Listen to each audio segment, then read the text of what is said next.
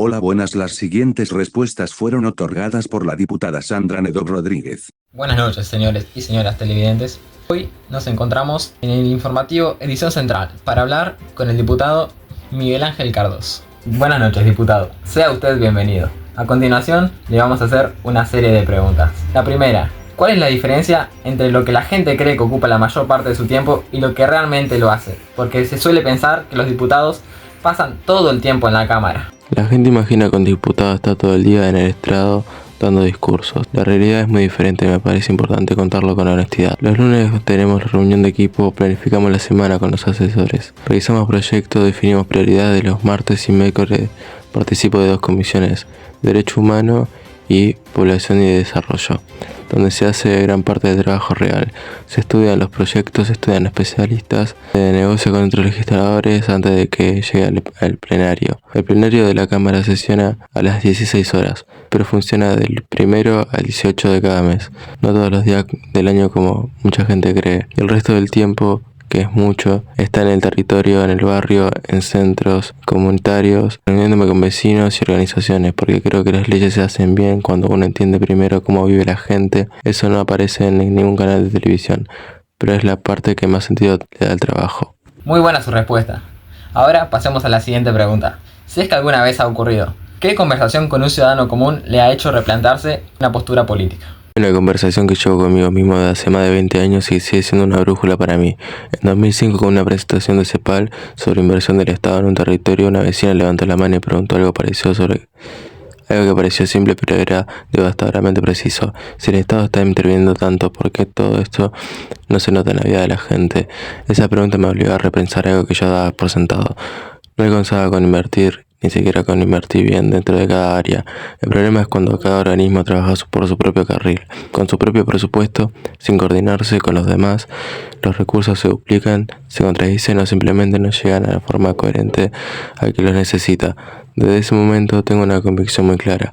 El Estado tiene que trabajar interinstitucionalmente. Los presupuestos son mucho más eficientes cuando son complementarios con una política potencia a la otra en lugar de ignorarla.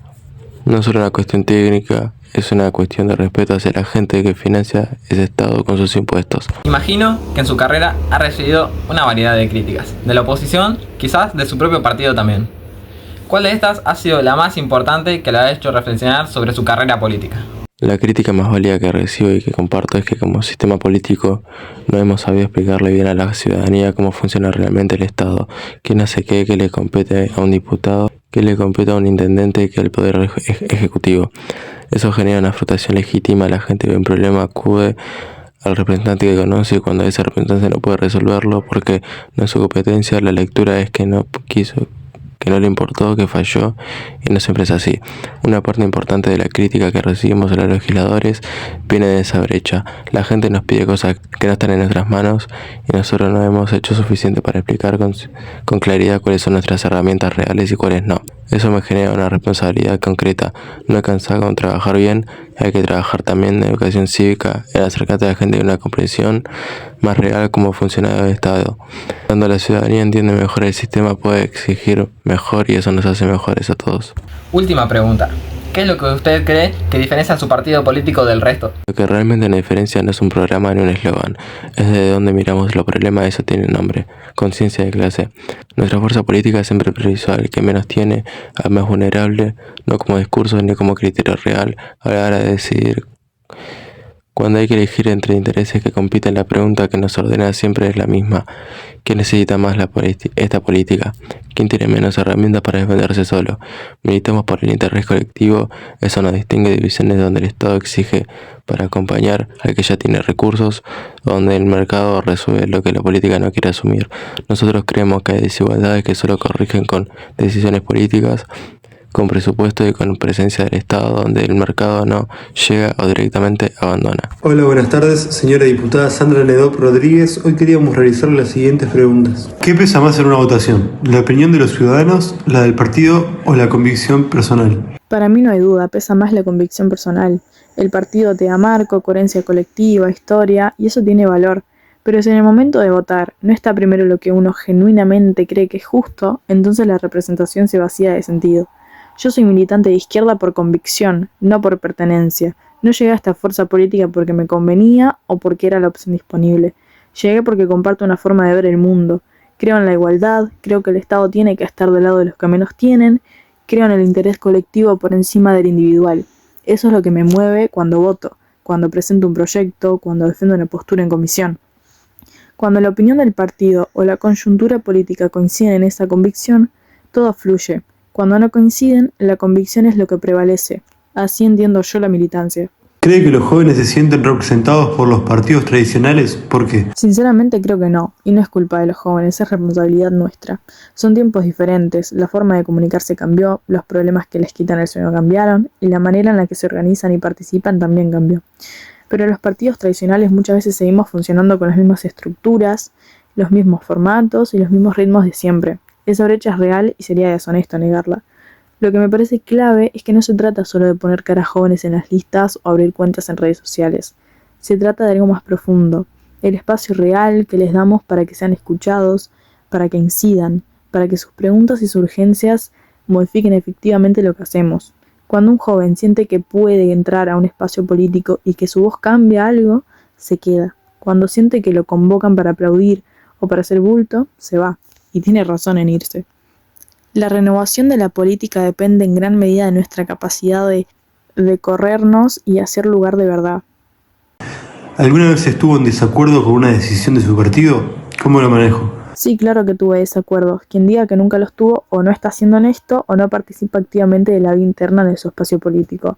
La diferencia está en cómo se procesan. Yo creo en la discusión interna, en los ámbitos que corresponden con los compañeros que corresponde, no en la filtración a la prensa, no en el escándalo público, no en la pelea de pasillos. Adentro, con argumentos, con respeto y con la convicción de que el debate interno es lo que le da salud a la fuerza política. A veces uno convence, a veces no. Cuando no convenzo, evalúo si la diferencia es de fondo o de matiz. Si es de matiz, acompaño la decisión colectiva porque entiendo que la política también es eso. Si es de fondo, lo sigo planteando hasta que se resuelva. Porque callar algo que uno cree importante tampoco es lealtad, es omisión. La disciplina partidaria y la convicción personal no tienen por qué ser contradictorias. Se articulan en el debate interno honesto. ¿Cómo debería actuar un legislador cuando los intereses de su partido chocan con los de sus votantes? La respuesta está en algo que practicamos y creo que es fundamental, el diálogo social. Consultar a la gente no es una formalidad ni una estrategia de comunicación, es el ejercicio de la honestidad política. Es salir al territorio, preguntarle a quienes nos votaron si el camino que estamos tomando es el correcto, si las decisiones que estamos impulsando les hacen sentido, si sus problemas reales están siendo atendidos. Cuando los intereses del partido chocan con los de los votantes, esa consulta es la que tiene que dirimir, porque en definitiva el pueblo es el que vota. No vota el partido, no vota la conducción, no votan los asesores, vota la gente. Y esa gente nos da un mandato que no podemos traicionar en nombre de la disciplina partidaria o de la conveniencia política del momento. Un legislador que pierde el contacto con sus votantes, pierde también su razón de ser. El diálogo social no es solo una herramienta, es la forma de recordar permanentemente para quién trabajamos. ¿Cree que las grandes empresas tienen demasiada influencia en las decisiones políticas? Sí, y lo digo con total claridad porque creo que la honestidad en ese tema es fundamental. Vivimos en un sistema capitalista, eso no es una opinión, es el marco en el que operamos todos, incluidos los que hacemos política con vocación transformadora.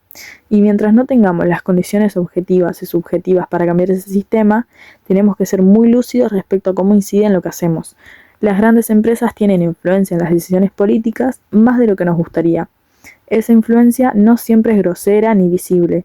A veces es el financiamiento de campañas, a veces es el acceso privilegiado a los espacios de decisión, a veces es la presión sobre el financiamiento público. El capitalismo permea las instituciones, los presupuestos y las prioridades del Estado de maneras que no siempre es fácil identificar, pero que están ahí. Reconocerlo no es resignarse, al contrario, es la única forma de combatirlo con inteligencia. Saber dónde está la presión te permite resistirla mejor, construir contrapesos y defender con más fuerza los recursos públicos como herramienta al servicio de los que menos tienen. Por eso militamos, no porque seamos ingenuos sobre el sistema en el que vivimos, sino precisamente porque lo conocemos.